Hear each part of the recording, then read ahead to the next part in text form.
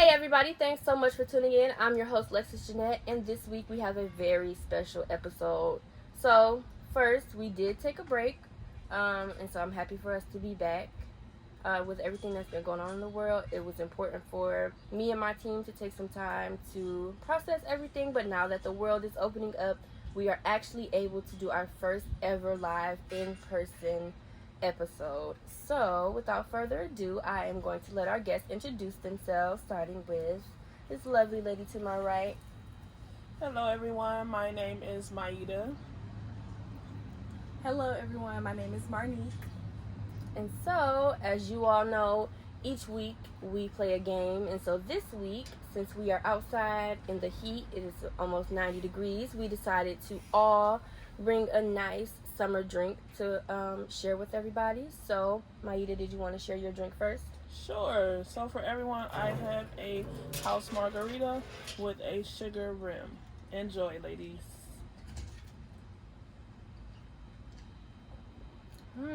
It's really good. That's really good. I love it. And so, what's all in this margarita? It is tequila and sour mix.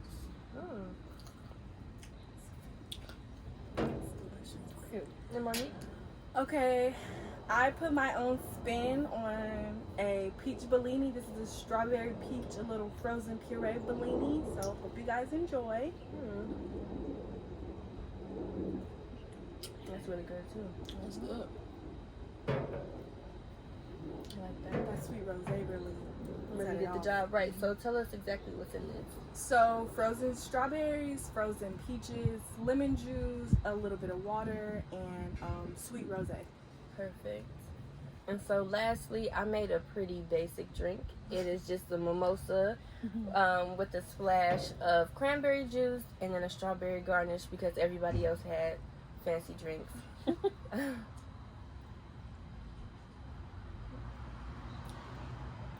Ooh, what's in it? Simple I like but this. still good. Yeah. Thanks. Good. So I put the orange juice, then the cranberry juice, and then it is a champagne.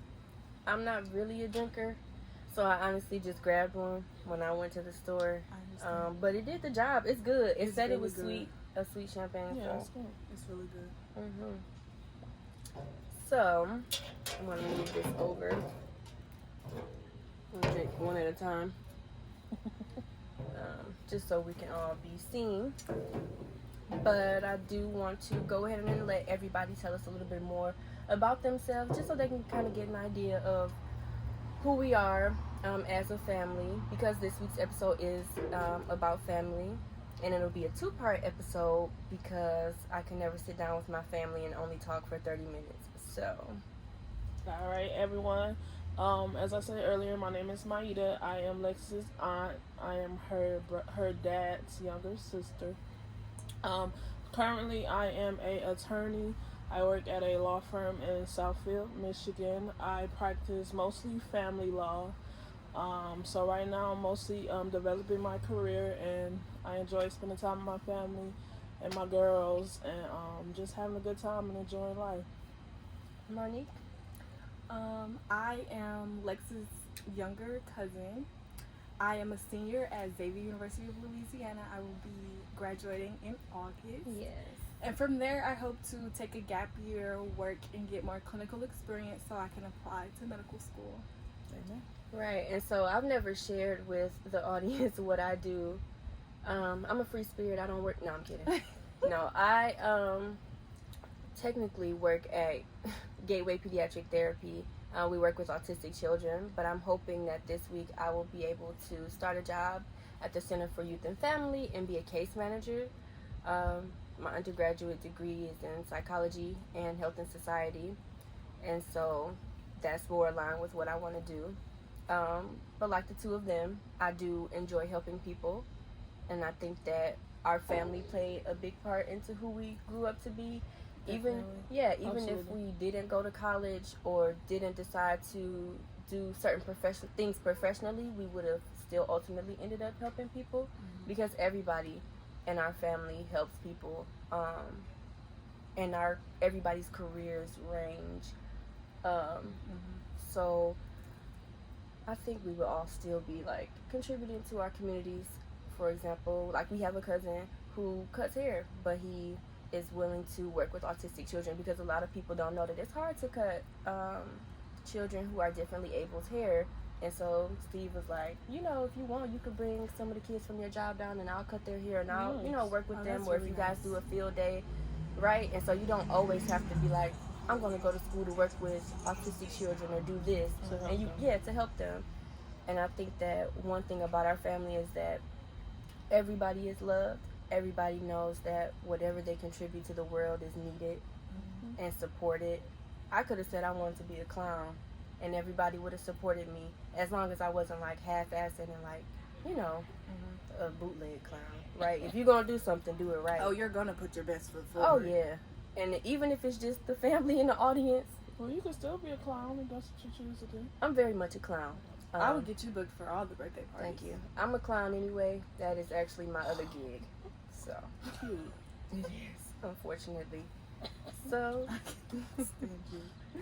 but one thing I love about our family is how close we are. I can call anybody, any time of the day. Everybody is always texting in our group message. Everybody knows everything that's going on in everybody's lives. Absolutely.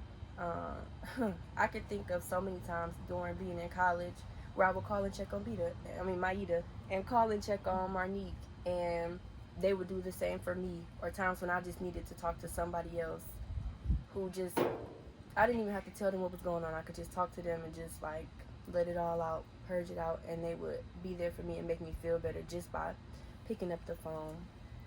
So, what are some of your favorite memories?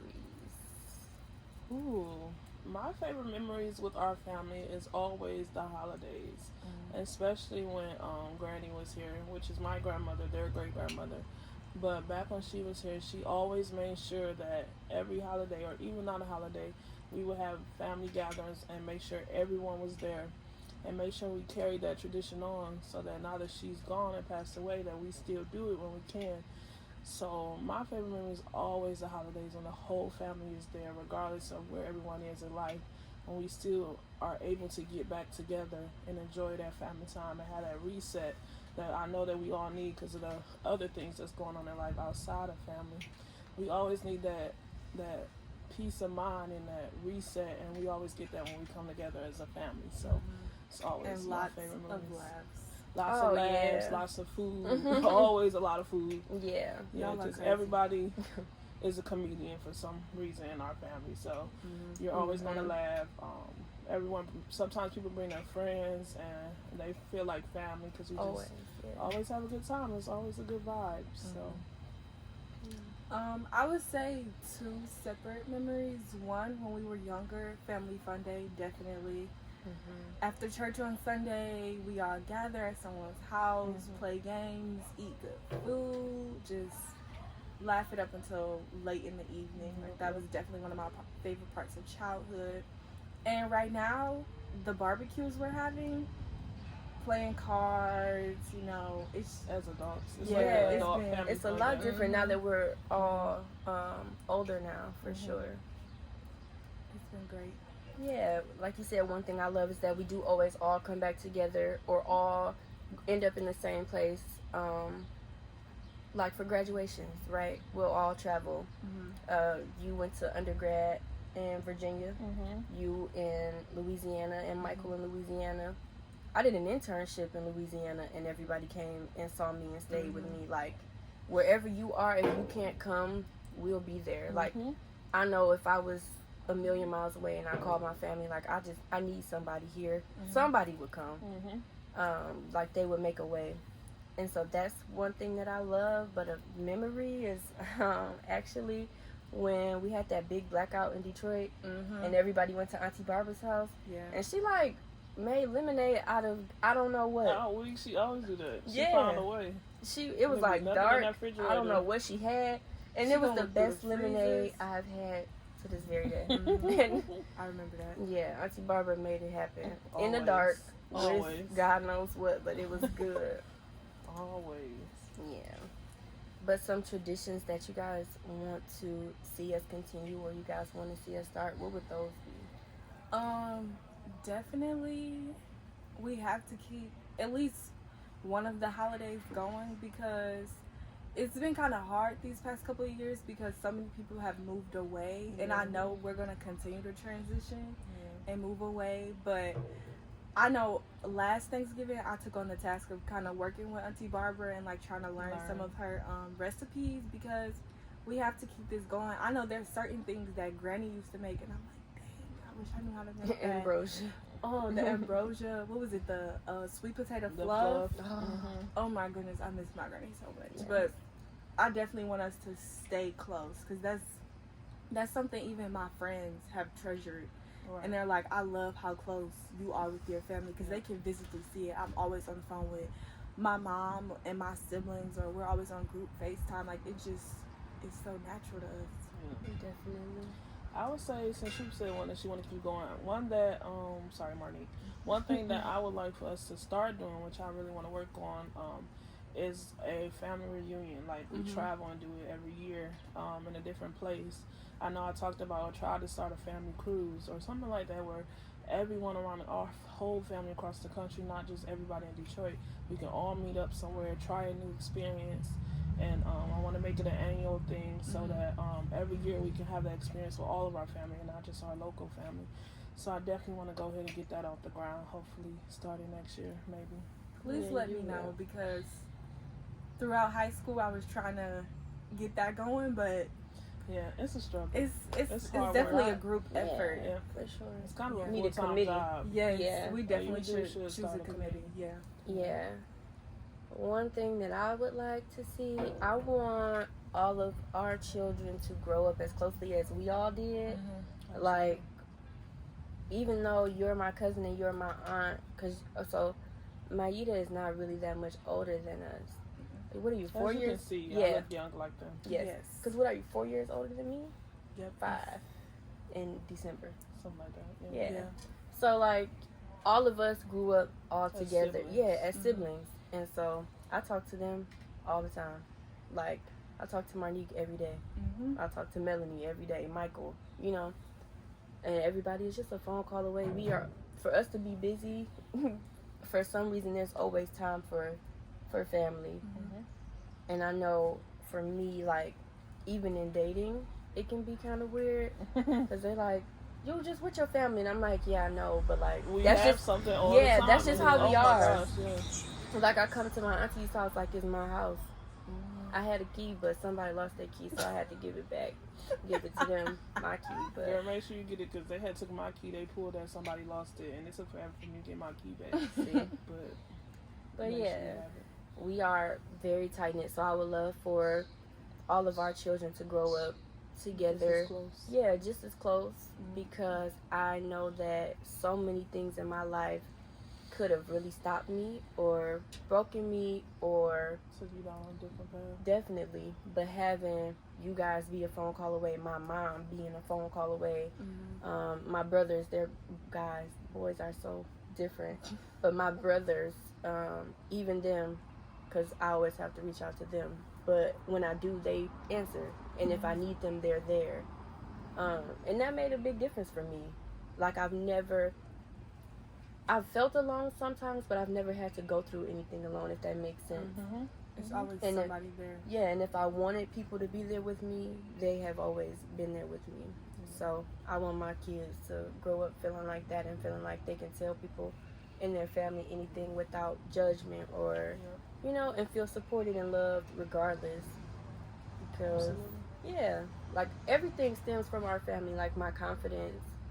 So many things that people have done to me that I've seen be done to other people has really like messed other people up, and it may have hurt my feelings or bruised my ego a little bit, but I'm always okay. Like, I'm not somebody who's like, all right, I'm gonna give up on this, or all right, that's it, that person did this to me, I don't want to deal with anybody else like that. Like, it's kind of easy to bounce back. It's really easy, because even like being so far away, even if I felt off a little bit, all it would take was like one phone call with grandma, and I'm back to who I am. One of my friends was going through something, and I said, oh, my grandma, I pray for you, and I called her, and she was talking to her and she was prophesying to her, and my friend was like in tears. She was like, I love your grandma so much, like she made me feel so much better, like, and everything ended up okay. Even if like sometimes I tell my mom like, hey mom, this person died and my friend's like, or something like that, and she was like, oh well, send me their number, and I'm not thinking of it, like maybe she's gonna text them and say sorry or whatever, but she'll call and pray. She even call and pray on their voicemail. They don't answer, and everybody be like, I just love your mom, I appreciate that so much. She's great. And you don't realize it growing up that so many people don't have that. Absolutely. So many people don't have that bond with their family. So many people didn't grow up in love, able to make mistakes. And like, I think we always had a nice balance. We have always, like growing up, we were always the kind of children who, in a respectful way, could have our own opinions and have our own thoughts without people like bashing us and like saying like, no, that's not how it goes, this is how it goes. Yeah, like we're a pretty progressive family in that way. Like, you can definitely form your own opinion and always be yourself. You have to be. Yeah. Because if you're off, they're gonna talk about you. They're gonna catch on to it. What's wrong with you? What's going on with you? They're gonna talk about you bad. And that's another thing. Everybody has tough skin because you have to. Everyone in our family, like I said earlier, is a comedian. They will talk about you, not in a bad way, but they will joke about you. But it just be jokes, and you gotta have a tough skin. And if you get sensitive about it, they're gonna talk about you even more. So I think that helped us have tough skin, be able to deal with the crazy stuff that's going on in the world right now. We can hear those things and be able to respond correctly because we have that tough skin that our family created in us, whether it was by joking on us or whatever. It never knocked our confidence or anything because they also instilled strong confidence in us, but they also built that strong skin on our outer shell. So definitely, because I know people say I talk a lot, and I don't care. And we tell her all the time. And I don't care. I don't. And she still do it. I do, because they love me anyway. Now with other people, you know, I try to keep it to a minimum, but then once I lock them in, it's over. Yeah, we talking all and night. By that point, you already in. So yeah, good luck. I think that's all people can say about me because I'm. I guess if they can say something, you're not that perfect. Well, that's not really anything to say, in my opinion. Oh, because everybody talks. I think that's a compliment. I think God gave me the gift of gab. I think my words help and heal people. Gab, yes. Okay. That's a term people use. Yeah. Gift of He gab. definitely gave you a lot of gab. See? Oh, see, that must be young people stuff. I help people. Not young people. Not 2 seconds ago. You just. I'm dead. Cause you're a millennial. Kinda. Technically, they try to say we're not, but we are. We are not. We are. But I'm not Gen Z. Late either. 90s babies. I'm not late. Gen Z. I'm mid 90s. Gen Z. Gen Z. That's like after the millennials. I saw a thing. I wish I could remember it. It was called it was a term, and they mixed Gen Z and millennials together and said like that's 96 to 99. Makes sense. That makes sense. Yeah. Cause we still got that like glimpse. I grew up on 106 and Park and Nickelodeon and 90s Nick, Keenan and Kel. I grew up on all that. Yeah. Taina, I remember all that. I don't. I don't have cable at home. I read books. My mom was like, "Yeah, you can read some books and we can rent some videos." She was not into that. And that made you stronger. Being into you're right. And now look how well I speak. As much as y'all love when I speak. And I love to read. So, like I said, it was a gift. Perfection.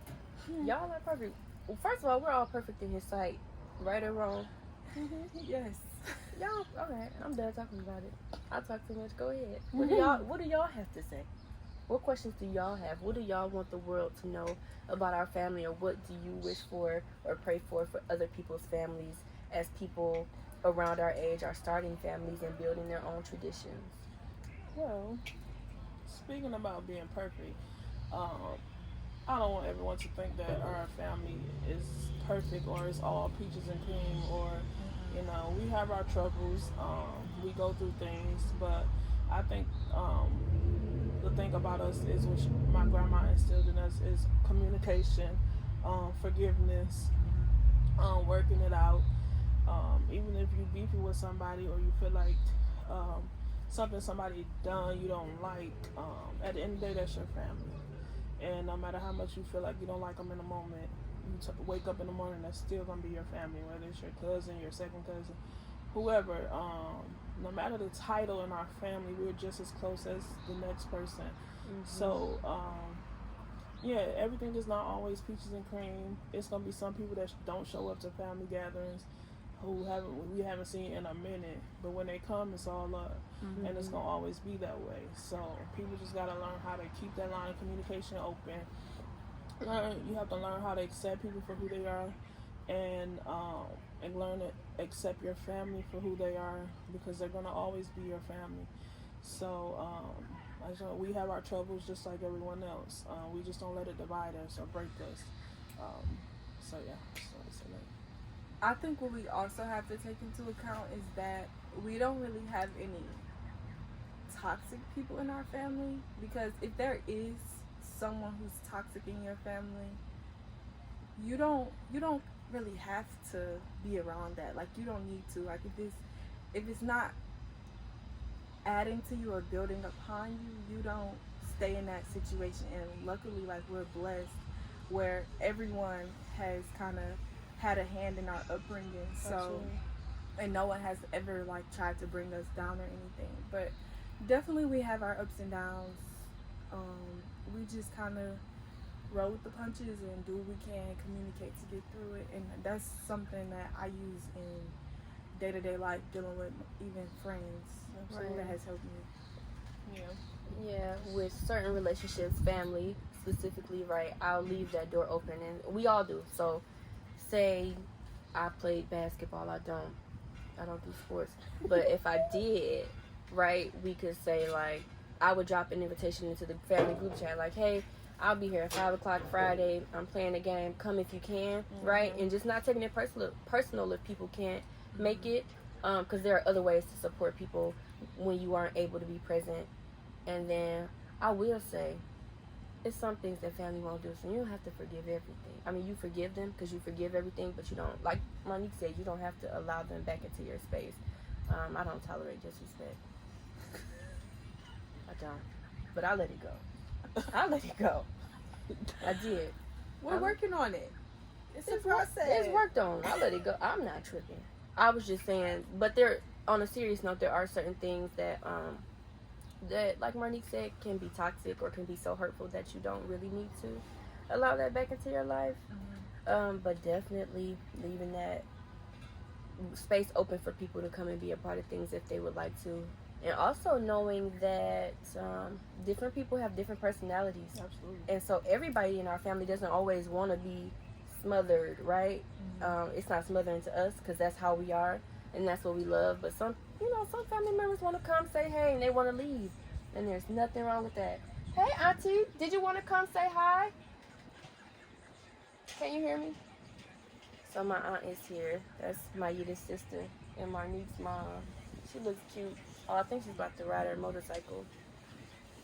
You think she want to say hey? Mom. Auntie, can you hear us? Did you want to say hey? We're on the show.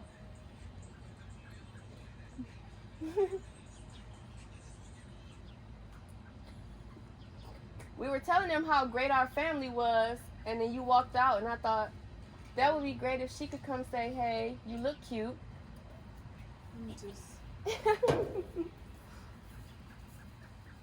You missed our morning drinks. Oh, everything looks so nice. Hi. So this is my Auntie Monique, and like I said, this is Marnique's mom and Myita's sister. And this is the house we were just talking about where Myita almost never got her key back, and I'm waiting on mine back. But it's like another home for everybody. Yeah.